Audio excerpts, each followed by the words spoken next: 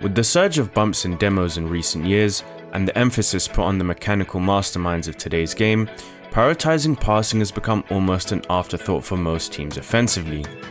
But over in MENA, the Falcons have made sharing the ball the centerpiece to their vibrant offense. TRK in particular is constantly looking to punish teams for conceding space. He's already thinking about the pass as he comes off the sidewall, lining up to the left of the ball so he can play it inside to Khalid. And he does the same thing in this next play, pulling it back to Rawas with loads of room behind. One of the most frequent times to find a teammate in space is when they're rotating back away from the play. For example, look out for Khalid here exiting stage left and how TRK wraps around the ball to play it to him. It's Rawas on the way back this time, rotating back opposite to the play with TRK able to switch it to him for a quick fire shot off the crossbar. He connects with Rawas again here, who peels off the corner and makes his way into the middle to play it to an open back wall for Khalid to hunt down. TRK also understands the subtleties of passing. He doesn't play this directly to Rawas, but instead plays it behind the defender picking him up, because TRK knows the ball will be too awkward for him to reach, but still in the path of his teammate. This one's played high and in front of Rawas for him to chase down, but more importantly in a position where this defender isn't able to intercept it.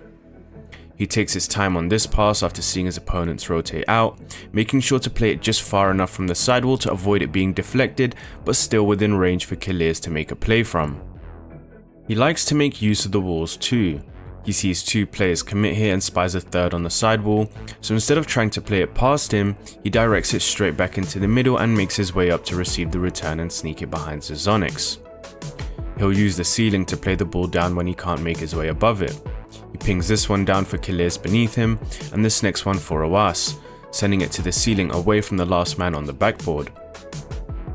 Here's another one, taking off to redirect the ball to the curved edge and again away from the last man for a teammate to pounce on below. He doesn't even have to make the pass sometimes, using the threat of the pass to bait defenders. He slams on the brakes to avoid the bump from behind, then throws the fake which gets a defender and even Rawas jumping, and then goes after the loose ball to play it into the center. Even when his passes are read, TRK is quick to conjure up another play, throwing the defender an awkward ball here that comes straight back to him. And watch Basel in this next play, turning left because he's anticipating a pass from TRK, but TRK sees it so dabs the brakes for a high pop to set up a solo play. He has great car and ball control that he uses to generate passing chances. This beautiful pre-flip sets up a bullet to Rawas in transition, and he'll also disguise solo plays to create openings to find his teammates.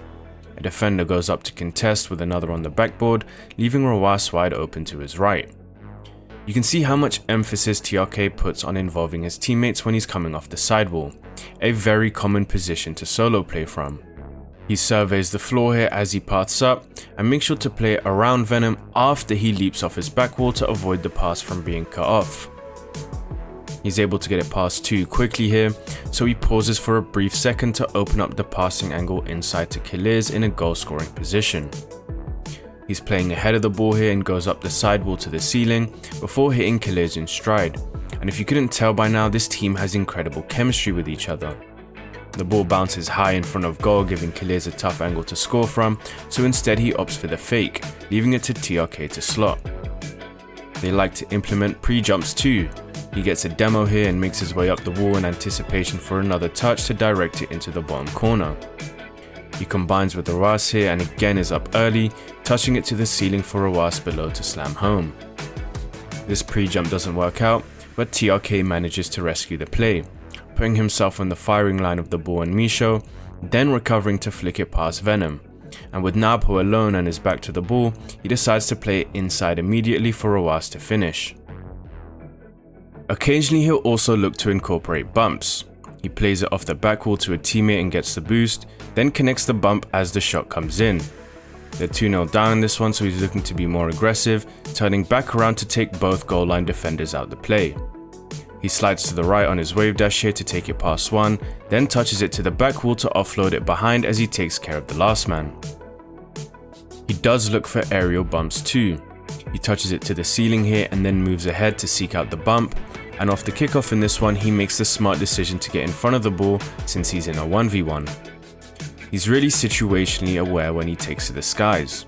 He sees Basel coming off the ceiling to challenge, so he goes low, and he generally likes to take it low whenever he can on his aerials. He knows Misho can't reach the ball from his launch point, so he takes it low and then looks to power his way through with a 50. He converts on this one on the break against Ahmad, coming down after his reset to force the ball in. TRK might have the best 50s in the game. He bulldozes past 2 here and empties the goal with the demo, and there's a cerebral element to his 50s too. Not only does he have the brute force to truck through his opponents, but he also knows how to absorb a blow, slowing down and rolling with the punch here to funnel it back to Rawas. Here's another intelligent 50, positioning his car so that the ball bounces out into the middle since the entire opposing team is on the same side of the field. He sees Rawas leave this play early to go collect boost, so he knows that he'll be to his right when he goes for this 50, making sure to get high into the left of the ball to keep it low and force it to him. Another great quality of TRK's is his macro decision making. He constantly makes the right plays that make life as comfortable as possible for his teammates. The twins are both low on boost, so TRK plays it slow to buy time, and then takes a 50 that Kaliz can follow up because TRK stalled long enough for him to get back into the play. Kaliz is low and Rawas gets beat, so he has to do some more stalling here, launching this one high into the air but just underneath the ceiling, giving him enough time to recover and challenge the next ball. Kaliz goes all the way back in this one, and Rawas heads to the mid-right, but has to wait for it to spawn. So it's stalling duty once again for TRK, who hits it into the ground so he can go and collect boost. He then mirrors SMW down the wall, allowing Rawas to get his boost, and he even lurks around to get the beat that leads to the goal. And you can see how easy it is for his teammates. He plays time perfectly and hovers near the play because he knows Kaliz isn't in a position to go. He can also support his team with cuts in rotation. He covers for Rawas leaving for boost and tries to make a play from the corner, but as the ball makes its way to the other side, he doesn't just leave play. He slows down to watch a fake or a bounce out and help keep his team in offense. Kaliz heads all the way back here, so he turns back upfield to take a strong 50 which Kaliz can collect. But it's in transition defense where his rotation cuts have the greatest impact. For example, on his way back here, he tracks slightly wide to pick up a pad and give himself a better approach to force for Rawas on the backboard. This is another great play. Rawas is rotating back and Kaliz doesn't have the boost behind, so he turns around to challenge. The ball bounces out into the middle, but since there's no immediate threat, the twins go to pick up boost, so TRK makes his way over to contest again. He has impeccable timing on his aerial challenges. He cuts this one off because he times his launch just before Venom's about to make his next touch. His teammates get demoed, so he has to play cautiously here, pathing to the wall initially to cover a potential hit there, but then making his way back down into the middle to challenge the aerial, and timing it so perfectly that he's able to shut it down completely. He has a great read of the game too. He's able to keep an eye on the ball here and avoid a bump, but also have the foresight to read the pass and intercept it. He does the same thing here, coming to a halt because he senses the incoming pass. TRK is just really sharp on the defensive end, always deliberate and calculated with every move. He lets the ball roll up here and takes it to the other side away from the challenging sidewall player, and he's conscious of where he puts the ball after making a save too, making sure to play it into the spaces where opposing players won't have an immediate follow-up. He pre-flips into this save to put it behind the attacker, and hits this one into space and chases it down for a 50 off the sidewall back into the middle. Even when he has no space to play the ball into like he does in this next play, TRK makes sure to stay close behind it, touching it to the side, then flipping to keep himself close to the ball, and even following it up with a bump that paves the way for Kaliz to score.